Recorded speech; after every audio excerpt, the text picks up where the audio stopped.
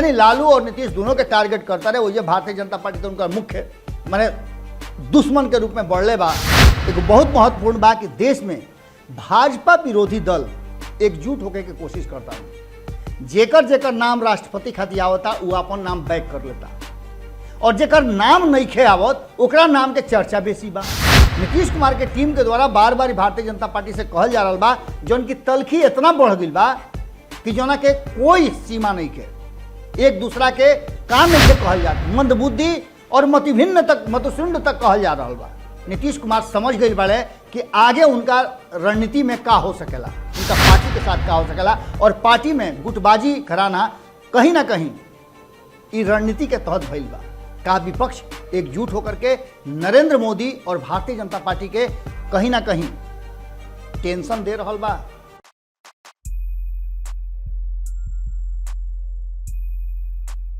राष्ट्रपति के चुनाव में अभी नामांकन के प्रक्रिया शुरू भइल बा। 28 तक लगे नामांकन हुई और यह बीच में नाम सामने नहीं खे आई। साझा विपक्ष अपन प्रयास कर रहा बा। ओइजे सत्ताधारी भारतीय जनता पार्टी भी यह जुगाड़ में लागल बा कि अब क्यों हाली राष्ट्रपति ओकरे खेमा से होके। हम बात करे रुआ लोग से राष्ट्रपति चुनाव के नहीं आई, हम बात करे आइल बनी कि इस देश में और खास करके बिहार में जौन राजनीतिक माहौल बन गई बा, वो माहौल रउआ हमरा पर कितना असर करी, एकर असर का हुई, एकर सकारात्मक पहलू का बा और एकर सबसे अंतिम पायदान कहाँ बा। कारण कि ये सब बात से कहीं ना कहीं रुआ जीवन पर असर पड़ी और राजनीतिक जितना उथल पुथल हो रहा बा उमें आज रुआ लोग से बहुत सारा बात बतियावे के बा। ओकरा पहले अनिरुद्ध सिन्हा जी के दूगो लाइन बा, वो कहल बहुत जरूरी बा। कारण कि वो लाइन में पूरा के पूरा वर्तमान परिस्थिति छिपल बा। अक्सर रुआ लोग के हम आपन लिखल सुनाई ले, लेकिन वो लिखत आ रहे कि किसने दी अल्फाज की तिल्ली उन्हें, किसने दी अल्फाज की तिल्ली उन्हें, फूंकने अपने ही घर को वो चल पड़े। इरुआ समझ में आई हुई बात कि जौना तरीका से सब कुछ बदल रहा बा। कॉन्ट्रैक्ट ये देश के शायद मुस्तकबिल हो गई बा, भाग्य हो गई बा, और लगातार राष्ट्रीय संपत्ति के निजीकरण हो रहा बा। एकरा के लेकर के विरोध तो हो रहा बा, लेकिन विरोध के सुर इतना कमजोर बा कि सत्ता में बैठल लोग के कोनो असर नहीं के पड़त। और लोकतंत्र के सबसे ज़्यादा दुर्भाग्यशाली क्षण हुए होला जब सत्ता विपक्ष से, विरोध से बरी हो जाला तो निश्चित रूप से आवारा हो जाला। नीतीश कुमार जी लगातार अपना कुर्सी बचावे खातिर भारतीय जनता पार्टी के हर वो अच्छा और बुरा बात के समर्थन करे खातिर मजबूर बन। ई कब तक ले सिलसिला चली। रुआ याद हुई कि 2015 में जब महागठबंधन के गठन भई रहे, ओकरा पहले नीतीश कुमार जी भारतीय जनता पार्टी के एक बात के कि अगर नरेंद्र मोदी प्रधानमंत्री बन जाता है तो ये देश के संकट आ जाएगी, एकता जौन बा देश के खंडित हो जाई और देश अराजक स्थिति में पहुंच जाई। 2015 में जब महागठबंधन बनल ओकरा ठीक पहले नीतीश कुमार जी कह के आई रहन कि जियते जिंदगी माने मिट्टी में दफन हो जाई लेकिन भाजपा के संगे ना जाई। लेकिन सत्ता और कुर्सी के जौन दौर चलल, एकरा पीछे सत्ता तो उनका वो घड़ी भी प्राप्त रहे जौना घड़ी वो महागठबंधन में रहन, फिर से अपना परम प्रिय भाई, मित्र, दोस्त जे भी कहली लालू प्रसाद के संगे गईलन और कांग्रेसों में सहयोगी रहे। वो घड़ी भी उनका कोनो तरह के समस्या ना रहे, कोनो तरह के बात ना रहे। वो घड़ी भी कहीं ना कहीं नीतीश कुमार जी सत्ता के शीर्ष पर रहन, लेकिन उनका वही डर लागल। डर उनका तेजस्वी यादव से रहे कि तेजस्वी यादव कहीं ऐसा ना हो कि लालू लेखा बन जास और भस्मासुर बन के नीतीश कुमार के माथा पर हाथ दे दे। नीतीश के निश्चित रूप से सत्ता के डर रहे और ये डर फिर से उनका के ओझे ले गई जहां ना जाए के क्रिया खैले रह। आज वर्तमान स्थिति में नीतीश कुमार धीरे धीरे राजनीतिक अवसान के तरफ जा रहा बा। उनकर लगातार गिरावट आ रहल बा। और गिरावट एक तो उनका राजनीतिक स्ट्रगल में आ रहल बा और दूसरा पार्टी के रूप में भी आ रहल बा। पहला हाल ऐसा देखल जा रहल बा कि नीतीश कुमार के पार्टी में गुटबाजी हो रहल बा। ये गुटबाजी अब सतह पर आ गई बा और एकरा खातिर एक्शन रिएक्शन भी करे के पड़ता। हालांकि एकरा पहले भी भई रहे जब जॉर्ज फर्नांडिस से अलग भइले, लेकिन निकाल बाहर ना भई रहे। लेकिन ओकरा बाद शरद यादव के साथ जौन भइल ओकरा में निकाल बाहर भी भइल और शरद यादव के साथ बहुत लोग साथ में भइल। नीतीश कुमार जी बात समझले रहन कि शरद यादव में उतना पावर नहीं खे, उतना शक्ति नहीं खे कि वो नीतीश कुमार के सत्ता के हिला दे, और ऐसा भइल भी। लेकिन अब वर्तमान परिस्थिति जौन बा ओकरा में लगातार इस सवाल पूछल जा रहल बा कि भाजपा के संहतिया बड़ा नीतीश कुमार संग छोड़ के आखिर केकरा संग जी हैं। तो एकरा में कुछ ऐसा चीज बा जौन रुआ लोग बहुत गंभीरता से देखत तो बानी, लेकिन ओकरा पर मंथन नहीं करत। जैसे ही रुआ लोग के याद पर आई तो रुआ लोग के सब जैसे सिनेमा में सब कुछ सामने सामने चले लगन वैसे रुआ लोग के सामने से गुजरे लगी। सबसे पहले तो रुआ तेजस्वी यादव और नीतीश कुमार के बीच में जौन संवाद हो रहल बा, जौना तरीका के एक दूसरा के सपोर्ट कर रहल बा लोग, चाहे जौना तरीका से सपोर्ट होके दूर दूर रह के होके या नज़दीक होके जौन नीतीश कुमार एजेंडा लेके आवता ओकरा के सपोर्ट तेजस्वी यादव करता और जौन तेजस्वी यादव डिमांड करता ओकरा के लेकर के नीतीश कुमार प्रधानमंत्री तक पहुंच जाता, चाहे वो कोनो तरह के बात होके। वर्तमान परिस्थिति में भारतीय जनता पार्टी और नीतीश कुमार के बीच कई मुद्दा के बाद अब अग्निपथ योजना स्कीम जौन बा उ सबसे अहम मुद्दा हो गई बा।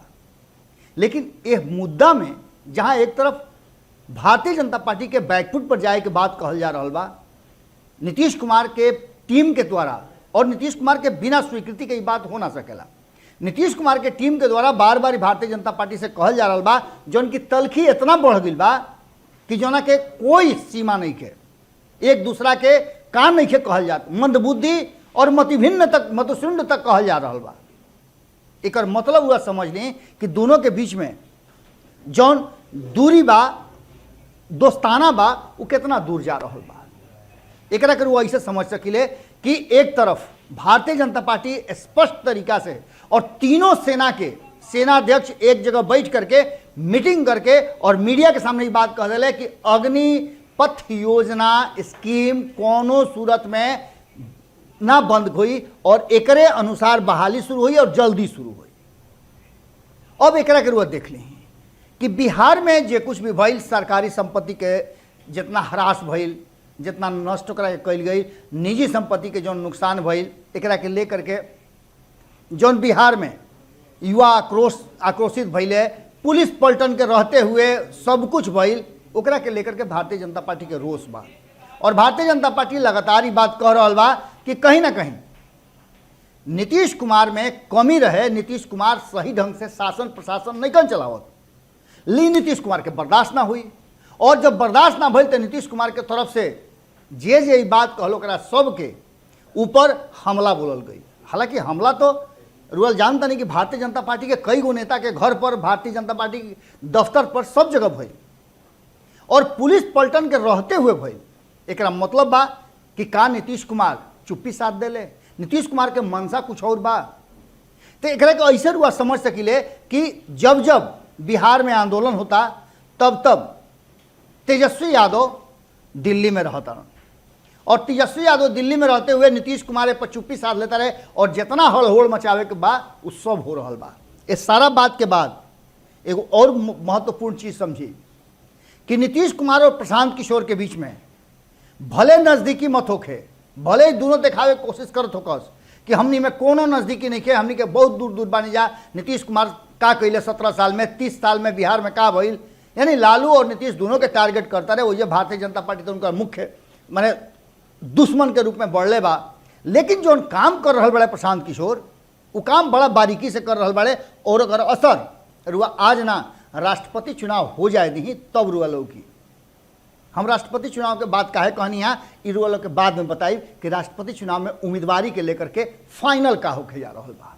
लेकिन प्रशांत किशोर के जौन बात कहत रहनी है कि प्रशांत किशोर लगातार जौना तरीका से बिहार में सर्वे कर रहा बा, एकरा के रुआ सर्वे ही कहब कारण कि ना राजनीतिक पार्टी बनौले और ना ई घोषणा कैले कि मुख्यमंत्री प्रधानमंत्री कौना खातिर चुनाव लड़ी हैं, केकरा के लड़ी हैं, ये अभी कुछ फाइनल नहीं है। लेकिन आम जनता के बीच जा रहल बड़े और जा करके आम जनता के मन मिजाज में बैठ करके वो यह बात के जाने के कोशिश करता रहन कि जनता के मिजाज का बा, भारतीय जनता पार्टी के साथे रहल चाहता कि नइखे रहल चाहत, का नीतीश कुमार के शासन से खुश बा नइखे खुश, तेजस्वी यादव के स्थिति का बा, का तेजस्वी यादव से बहुत ज़्यादा जनता के लगाव हो गई बा, कौन वर्ग का कह रहल बा, हर वर्ग के पास उजा रहल बा। और खास करके राजनीतिक रणनीति बनावे वाला प्रशांत किशोर अगर खुद से भ्रमण करता रहन, जा करके बात करता रहन, तो रुआ यह बात के समझ ली कि एकरा पीछे बड़ा गेम प्लान निश्चित रूप से बा और ये रुआ लोग के बहुत जल्दी नजर आई। रुआ लोग के याद हुई कि जौन प्रशांत किशोर कांग्रेस खाती और देश के अलग अलग राजनीतिक दल खाती अलग अलग राज्य में रणनीति बना चुकल बाड़े, वो आखिर ये जरूरी नहीं है कि रुआ दूसरा के अथी में नाचब तो अपनों के यहाँ उतने नाचब, अपना के यहाँ बहुत सारा जिम्मेवारी रुआ लोग होला और जिम्मेवारी से रुआ अपना के पूरी तरह से घिरल नजर आई ले। प्रशांत किशोर तैयारी कर रहा बाड़े, लेकिन प्रशांत किशोर के तैयारी में ये बात नजर आ रहा बा कि कहीं ना कहीं वो पूरा तरह से वो गेम प्लान के हिस्सा बड़ा जो आगे आवे वाला समय में शुरू हुई। दूसर का तरफ एक बहुत महत्वपूर्ण बा कि देश में भाजपा विरोधी दल एकजुट होकर के कोशिश करता है, जेकर जेकर नाम राष्ट्रपति खातिर आवता वो अपन नाम बैक कर लेता और जेकर नाम नइखे आवत ओकरा नाम के चर्चा बेसी बा। तेजस्वी यादव वो मीटिंग में शामिल ना होकर के अभी तक दिल्ली में बैठल बड़ा और दिल्ली में लगातार मीटिंग के दौर जारी बा। अलग अलग राज्य और गैर भाजपाई दल के साथ भीतरिया बैठक चालू बा। जे शामिल ना भई रहे वो बैठक में वो सारा लोग के जुटान हो रहा बा कि भाई तहार का समस्या बा, तहार का समस्या बा, तू काहे साथे नहीं खो। कांग्रेस तक के बात के तैयार कर लिहल गई बा कि जौन फैसला सामूहिक रूप से लिहल जाई वो में कांग्रेस के स्वीकृति हुई। यानी राष्ट्रपति चुनाव ये देश में और खास करके बिहार में एगो टर्निंग पॉइंट लेकर के आई।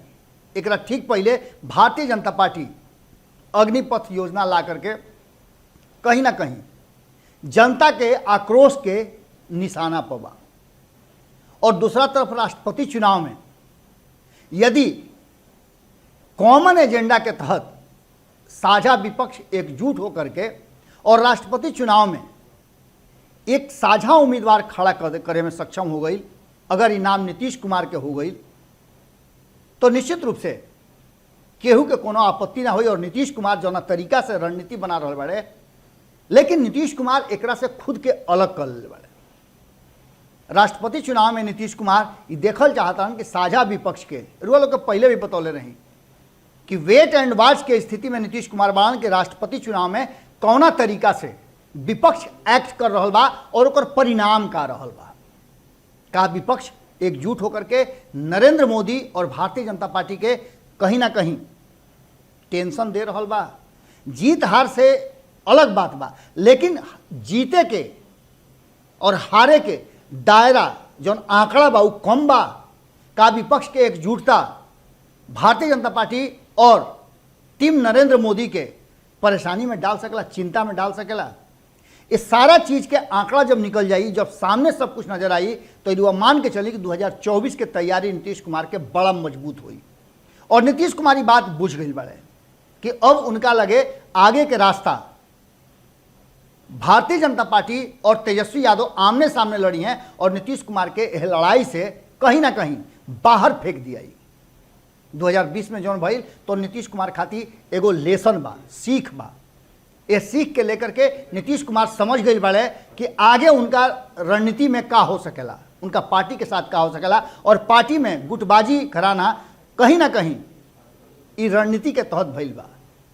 अब ये सारा चीज के देख ली तो एक बात कहे खातिर मजबूर हमू होता नहीं कि आखिर भाजपा से दोस्ती तूर के, नाता तूर के नीतीश केकरा संग जी हैं, तीसरा मोर्चा या फिर तेजस्वी यादव। तीसरा मोर्चा और तेजस्वी यादव में बहुत ज़्यादा अंतर नहीं है और तेजस्वी यादव यह बात के कोशिश करता रहन कि नीतीश कुमार तैयारी कर ले साझा विपक्ष के उम्मीदवार चाहे राष्ट्रपति होके चाहे प्रधानमंत्री के बने खातिर। जब तक ले तेजस्वी यादव आगे के स्टेप ना ली हैं तब तक ले बिहार के सीट खाली ना हुई। इरुआ लोग अच्छी तरह से जानता नहीं और तेजस्वी यादव भी ये बात जानता रहे। ऐसे बिहार से ज़्यादा वो दिल्ली में रणनीति बनावे में शामिल बाड़े और एक साथ साथ रुआ देखले होगा कि नीतीश कुमार भी लगातार अपना वरिष्ठ नेता लोग के साथ बैठक पर बैठक कर रहा बाड़े। आवे वाला बिहार के राजनीति में बहुत कुछ होना बाकी बा। इंतजार हमनियों के बा, रउआ इंतजार करी। लेकिन एक बात रुआ लोग से कह के जाइब और अगर रउआ लोग के यह विषय पर कोनो विचार बा तो कमेंट बॉक्स में जरूर लिखब सब है कि नीतीश कुमार अगर राष्ट्रपति के उम्मीदवार साझा उम्मीदवार ना बैले, अगर उनका के भारतीय जनता पार्टी राष्ट्रपति ना बनौलत जो उनकी असंभव लगता, तो साझा उम्मीदवार ना बनले तो निश्चित रूप से आवे वाला 2024 के चुनाव में नीतीश कुमार नरेंद्र मोदी के विरुद्ध प्रधानमंत्री के उम्मीदवारी में पूरी तरह से साझा विपक्ष के उम्मीदवार हो सकेले और एक तैयारी हर तरफ से चरतरफा चल रहा बा। चक्रव्यूह रचा रहा बा जौन की 2024 में नरेंद्र मोदी के सत्ता से दूर करे। आज खूंटा ठोक में रुआ लोग से एजे विदा ले। बहुत सारा खबर बा, रुआ भारत लाइव पर देख सकिले, पंचनामा पर देख सकिले और खूंटा ठोक पर तो रुआ लोग के साथ रोज सवेरे सवेरे अबे करीले। गोड़ लागत।